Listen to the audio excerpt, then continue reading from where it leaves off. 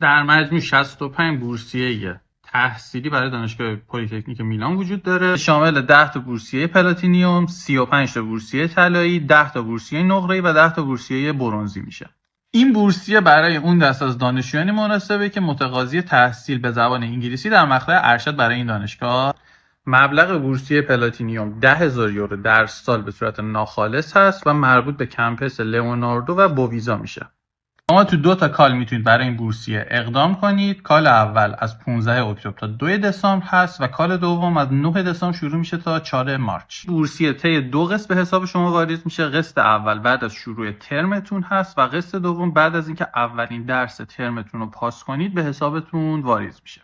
در صورت پاس کردن تعداد واحد مورد نظر دانشگاه شما میتونید برای سالهای آینده هم برای این بورسیه درخواست بدید. از 35 تا بورسیه طلایی 18 تا بورسیه مربوط به کمپس میلانه که کمپس میلان هم شامل لئوناردو و بوویزا میشه.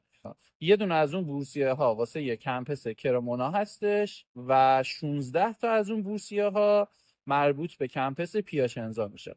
مبلغ بورسیه گلدی که مربوط به کمپس میلان هست 8000 یورو به صورت سالیانه و ناخالص هست، اما مبلغ بورسیه گلد که مربوط به کمپس کرمونا و پیاچنزا هست 5000 یورو به صورت ناخالص در سال هست.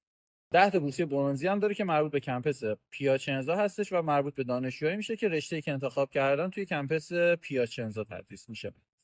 علاوه بر اینها 10 تا بورسیه نقره‌ای داره سیلور که مربوط به کمپس لکو، منتووا، پیاچنزا و کرمونا میشه. بورسیه برنزی که مربوط به کمپس پیاچنزا هم هست مبلغ ناخالص سالیانش حدود 2500 یورو در سال است.